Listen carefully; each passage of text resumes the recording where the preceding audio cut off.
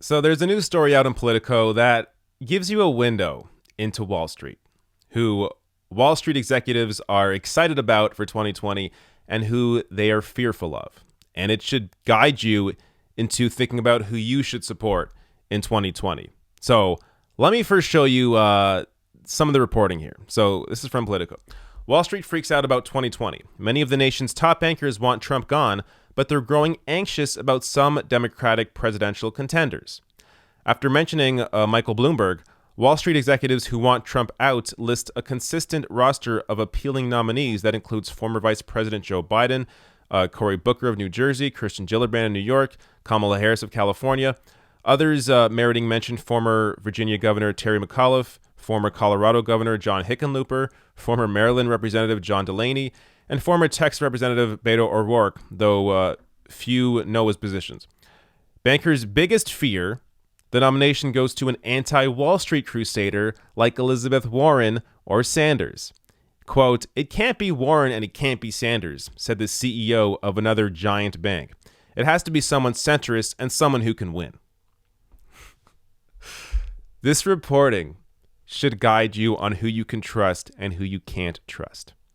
So you have Wall Street here pushing out, saying, hey, we want Biden, we want Gillibrand, we want Cory Booker, Kamala Harris. These are all great choices for us. But when it comes to Elizabeth Warren and Bernie Sanders, the wealthiest people, big bank executives, are fearful of Bernie Sanders and Elizabeth Warren, which should tell you that these are the exact candidates that you should be supporting in the Democratic Party primary. So I love this because I feel like this is almost unintentional. Like I don't. Politico is a very establishment outlet, so they don't report on these things to inform progressives on what to do. But they're reporting when they talk to Wall Street bankers, talk to executives, or talk to anybody in the big money fundraising business. What they're unintentionally doing is telling people who you should not support. So when Wall Street is out here, I mean, Politico's aim here, if they have an aim, is to push Bernie Sanders and Warren aside, make people fearful of Warren and Sanders by showing you, look, the very powerful in our country, the people that are the wealthiest, they don't want Bernie or Sanders, so you should also not want Bernie or Sanders. But whether they realize it or not, what this actually does is tell people who they should be supporting. So Elizabeth Warren, I mean, from her recent announcement of her wealth tax to the creation of the Consumer Financial Protection Bureau, Elizabeth Warren is fantastic in her ability to push back against Wall Street interests. But Bernie Sanders, I would say, even more so. So this is a reporting from 2016. Bernie Sanders outlines plan to end Wall Street's greed, fraud, and arrogance. Democratic candidate embraces spirit of Occupy movement in attack on banks. Sanders would make credit rating agencies not-for-profits and cap ATM fees. And famously, in 2016, Bernie Sanders said this in a debate.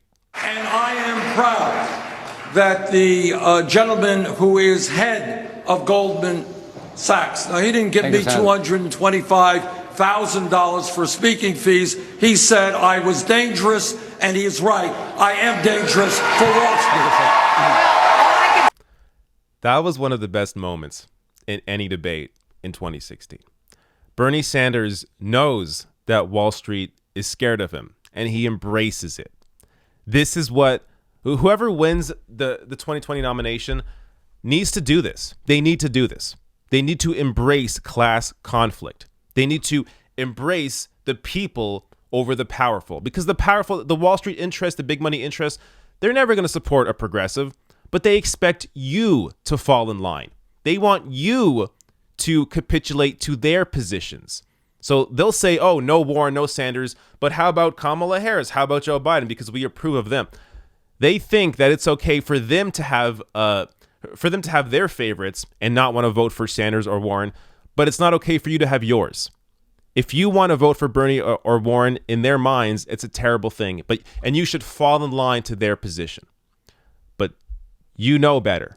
Most people, I think, know better. As long as they are they are being informed on these issues and understand where the different interests lie. So there's more on this. So I want to read this piece. This actually shows you that Wall Street is really most afraid of Bernie Sanders, even over Elizabeth Warren. Quote, "Everybody just wants to win," a second senior executive who has worked in Democratic politics at the presidential level said. "It's as wide open as I've ever seen it. There is no gravitational force that everyone is sort of running towards. Everyone has their candidate. Frankly, if people believed Warren would win, they'd jump on board. And everyone in the top tier not named Bernie Sanders could probably win." So again, they're giving these quotes. These Wall Street executives are and these Democratic operatives are giving these quotes knowing that Politico is going to print them. So their intention here is to influence people. They think if they say that Bernie Sanders is not popular or Bernie Sanders can't win, that other people will believe that. But we know when we look at actual polling that they're afraid of Bernie because they know that Bernie could win. All you have to do is look at a variety of polls to show you the actual facts. So here's one from Rolling Stone. Bernie Sanders tops the list of 2020 Democratic contenders in new poll. And Joe Biden and Beto O'Rourke round out the top three in the Democracy for America survey. Morning Consult poll. Bernie Sanders most popular senator. Now, when you dive deeper into that story, you find that Bernie Sanders is the most popular senator for the 11th time in a row. Yet, these Wall Street executives want you to believe that Bernie can't win in a 2020 race against Donald Trump. Absolutely ridiculous. It was ridiculous in 2016 when on voting day in 2016, Bernie Sanders polled, I think it was like 10 points higher than Donald Trump. And it's ridiculous today when when Bernie Sanders continues to poll as the most popular politician in the country. Yet you have Wall Street executives and big money donors trying to tell you otherwise. They are lying to you to mislead you. Bernie Sanders is the most popular politician in the country, and he has the best shot at not only winning the nomination, but actually winning in 2020 and being a voice for the people and against big money interests like Wall Street.